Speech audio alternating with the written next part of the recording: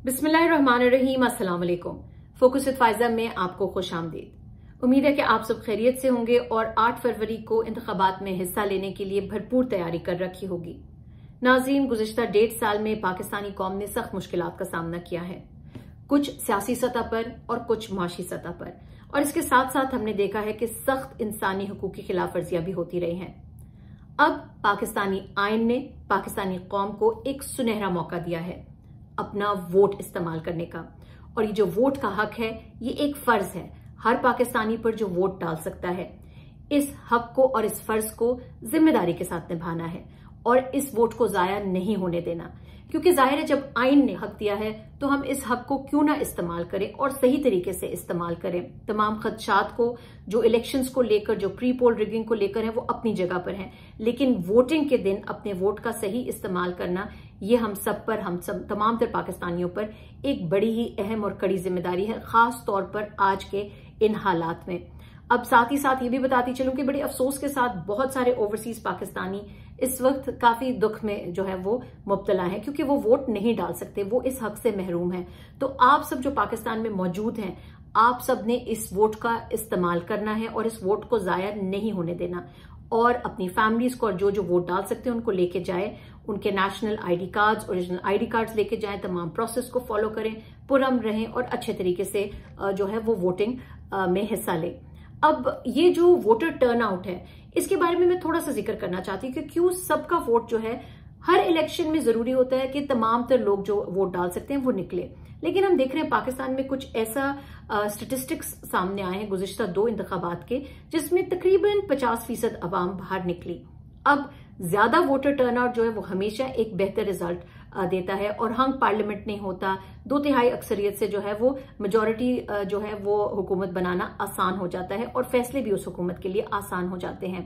तो आपको बताऊं कि जैसे 2013 में हमारे पास फिगर्स हैं कि तकरीबन 55% लोग जो है वो वोटिंग के लिए निकले। 2018 में ये फिगर्स जो हैं वो 51% है। तो बड़ा जरूरी है इस वक्त पाकिस्तान के हालात देखते हुए, और अगर किसी भी किस्म की तब्दीली हम लाना चाहते हैं इस निजाम में, जो लीडरान है उनको हम जो है वो देना चाहते हैं अपने वोट की ताकत कि आइए आप आके पार्लियामान में मेजॉरिटी यानी 2/3 अक्सरियत से फैसले करें, तो ज्यादा लोगों का निकलना जरूरी है, यानी 60-70% लोगों का निकलना बड़ा जरूरी है। और एक बात ये भी बताती चलूं कि जब 60-70% लोग वोट डालने के लिए निकल आएंगे तो अवाम का फैसला जो है वो बड़े जोरों शोर से हर जगह में दुनिया में जो है वो गूंजेगा कि पाकिस्तानी अवाम कितने बाशऊर है, पाकिस्तानी अवाम कितने जमहूरियत पसंद है, और पाकिस्तानी अवाम जो है वो अपने हक के लिए खड़े भी हो सकते हैं और अपना फर्ज समझ के जो है अपना वोट डालने के लिए चाहे जितने भी मुश्किल हालात हैं वो निकले हैं। तो वोटर टर्नआउट जो है वो जितना मेजॉरिटी जितना ज्यादा होगा उतना ही पाकिस्तान के मुस्तकबिल के लिए और पाकिस्तानी कौम के मुस्तकबिल के लिए बेहतर होगा। अब वोट डालने के लिए ये जरूरी है कि आपके पास प्रॉपर इंफॉर्मेशन हो, यानी सही इंफॉर्मेशन 8300 पर तो यकीनन आप सबने ले ली होगी, लेकिन जरूरी ये है कुछ बातें याद रखना। एक तो बार बार बताया जा रहा है कि सेल फोन्स, किसी किस्म का फोन अंदर ले जाने की इजाजत नहीं होती है, तो इस तरह का कोई भी काम ना करें जिसकी वजह से आपको वोट डालने की इजाजत ना मिले या आपकी वहां पर एंट्री पर पाबंदी हो जाए। तो सेल फोन्स की इजाजत नहीं होती है पोलिंग स्टेशन के अंदर। दूसरा ये बड़ा जरूरी है कि आपका जो शनाख्ती कार्ड है वही चलेगा और वो ओरिजिनल होना चाहिए, और अगर ओरिजिनल नहीं होगा, फोटोकॉपी होगा, तो आपको वोट उस वक्त डालने नहीं दिया जाएगा। इसके बाद जब आप वोटिंग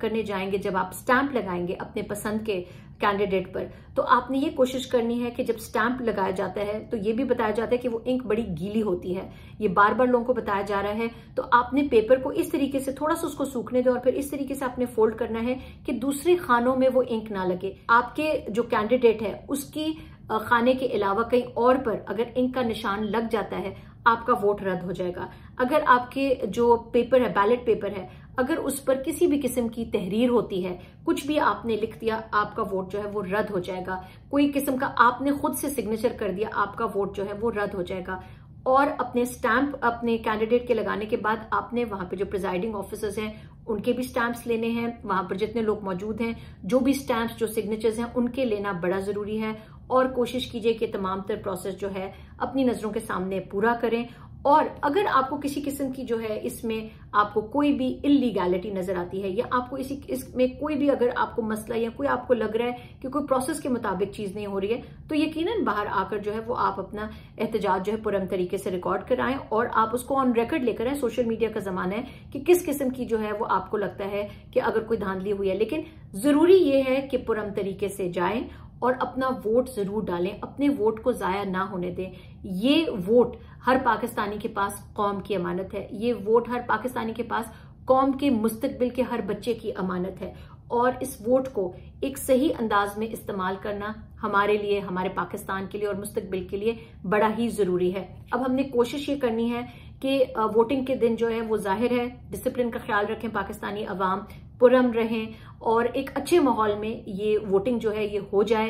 एक पुरअमन फिजा में पाकिस्तान के लिए ये बड़ा ही सुनहरी आईनी मौका है, और पाकिस्तानी अवाम जो है वो यकीनी तौर पर इसका इस्तेमाल करें, इस सुनहरे मौके का, और आने वाले मुस्तकबिल में अपना एक अहम कलीदी किरदार जरूर अदा करें। मजीद अपडेट्स के साथ फिर हाजिर होंगे। अपना ख्याल रखिएगा। अल्लाह हाफिज।